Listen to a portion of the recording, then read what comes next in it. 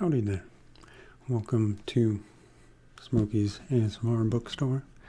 I hope you're in the mood to read a little bit. And today we have this week really, we have a big sale on big books. So we'll see if they're your type. And if not, they're great for sleep because they will bore you to death. But people haven't set up the greatest sales pitch. So I want to start out with, of course, welcoming you to the bookstore. But I'm going to go through the stack of books I have here on my desk and kind of just talk you through some of them and what we've got in store for you today. So my first book that I'm going to show you is probably the best. We're starting with the best. Complete opposite of the sales tactic they tell you. But we have a book I'm partway through called Freakonomics. And this is the revised, updated version.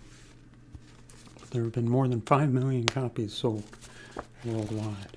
There's some sequels, Super Freakonomics, but it's a great story so far from what I've read. Basically, economics takes on social, political, different things, relating things that you don't really would expect to be related to each other. Like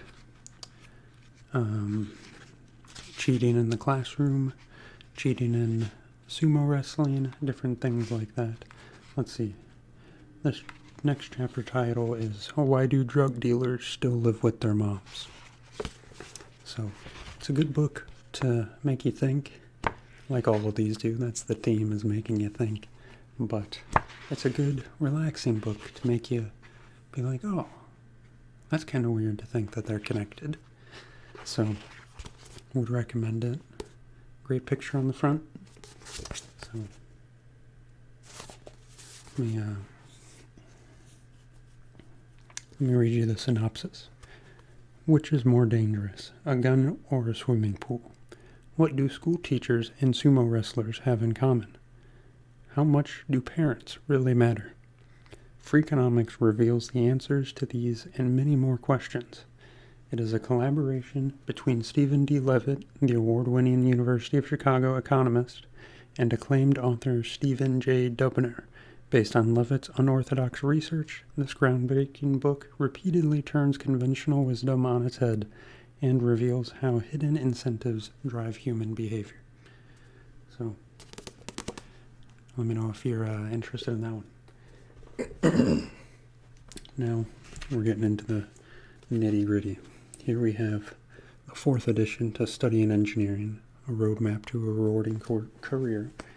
And this just is good for incoming new students to engineering and really throughout the college level of engineering, but kind of what to expect, what to look forward to, maybe not what to look forward to in your engineering career.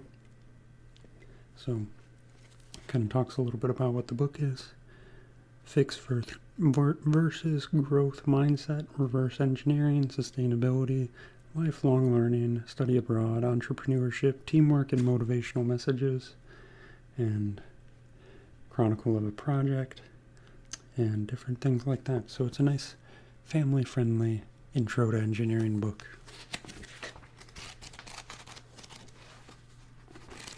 As you can see, it's pretty thick, but it's got options. It's not, there's pictures in it. It's not just a textbook. And it's more the family-friendly and not so scary way of wording things in engineering. So, that one's by Raymond B. Landis. Now we're getting into the part I know you're really interested in. This, and the privilege of being a student of one of these authors, but Statistical Methods for Quality Assurance. If you want to get into statistics and some of the practical applications of it with experiments and stuff, this At least the class had a lot of practical experiments. So I have Stephen Vardaman and Marcus Job. So I had one of them as a professor in my college days, but if it's anything like the class, it's confusing. I didn't read it, which probably made the class a little bit more confusing, but can't win them all. So there's a lot of numbers. Greek notation is huge in statistics.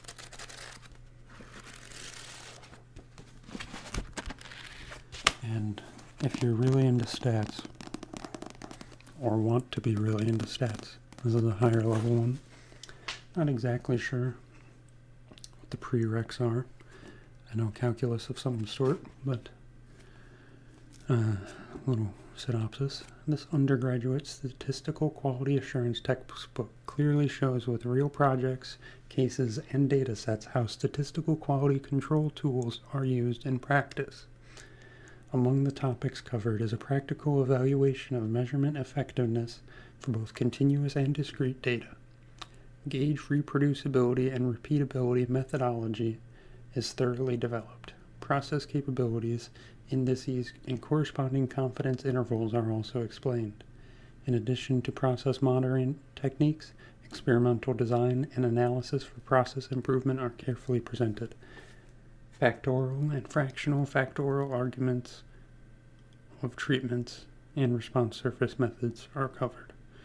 I apologize for reading that to you. I am already confused myself. If you're a stats friend, give it a go.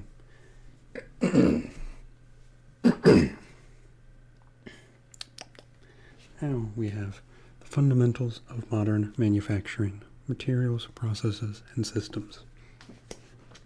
This one is great for materials engineering, but as well as more manufacturing style. Like, this is the book we used in my class that I took, where we, in lab, worked with lathes and mills and stuff like that. You can see some drill bit, how lathes, big topic was tool wear, tool decay, all that kind of stuff.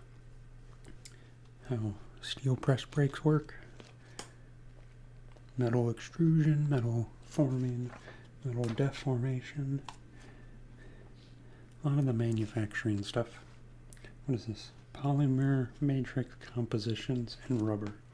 Open mold processing, extrusion, mold casting, heating and pouring of metal, ceramics, metals, a lot of GD&T stuff, geometric tolerance, and oh my goodness, welding. If you're into manufacturing, it's a very interesting and very helpful book. If you really want to learn the science and engineering behind some engineering principles and practices. None of these will be as bad as a stats book, I promise you that. There's nothing on the back to read, so lucky you. Let's see. This one of my more favorite ones. Not that I really read these in the first place. This one is Design and Analysis of Lean Production Systems. So I was an industrial engineer by degree, so lean engineering is my bread and butter. So this mainly talks about different things related to lean, like demand, aggregate planning. Let's see, these are just the chapter titles. It's got a lot of supply chain stuff, reorder point. Let's see if I can get the table of contents here, if you don't mind. Oh geez, that's a big contents table. They have sub contents, because they got 10.3, they got 10.3.1, 10.3.1.1, 10.3.1.2.1. I don't know if that needs to be that in depth, but let's see. Production systems and the role of inventory, market characterizations, aggregate planning, inventory control, pull versus push systems, dependent demand, multi-stage models, just-in-time philosophy, and shop floor control systems. So, if you want to learn about lean enterprise and a little bit about lean manufacturing, this one's a good one. At least a lot of the stuff in this book are in the real world are controlled by automated processes, but how those automated processes were built by people like industrial engineers you can learn about from this book. It takes a lot of the principles from it. So there you go. And our final book, Introduction to Mathematical Programming. And remember, these are all on sale. They're the big books. Big books on sale. What is this one about, you ask? I really don't know. So this is optimization. So it's a very interesting course in my opinion. But you really gotta like math. It's all math based. Calculus math, linear algebra. So it starts with model building, linear algebra, linear programming, and then we get into different algorithms like the simplex algorithm, which is a fun tool to use. Different sensitivity analysis, transportation problems. So basically learning how Google Maps tells you the most efficient route when you pick between two destinations. Network models, integer programming, advanced topics, game theory, which we never got to, but game theory is a huge topic in the optimization world, and nonlinear programming, heuristic techniques, and dynamic programming, an evolutionary solver, and finally neural networks, which we also didn't get into, but would have been fascinating. So that's this. This is the 4th edition. Yeah, I won't read the back of it. It's more of a references than anything. So it's the last book. So yeah, we have kind of more of a narrative novel type book in Freakonomics, 4 textbooks, and then kind of the bridge into the textbooks with that study and engineering book. So I've got the stack here. I'll let you go through them a little bit if you want to skim through them a bit before you think about checking anything out, but these are all on sale this week, and yeah, they all have their sale price on the tag on the book in the inside. You just open up the first cover and they're on the inside there, so give it a look and see what's in your price range and in your interest range, and I'll be up at the front counter whenever you're ready. Of course, we have a whole wide range of other books in the store as well, so if any of those don't interest you, there's some more on the sale rack, but then we just have our normal other books as well.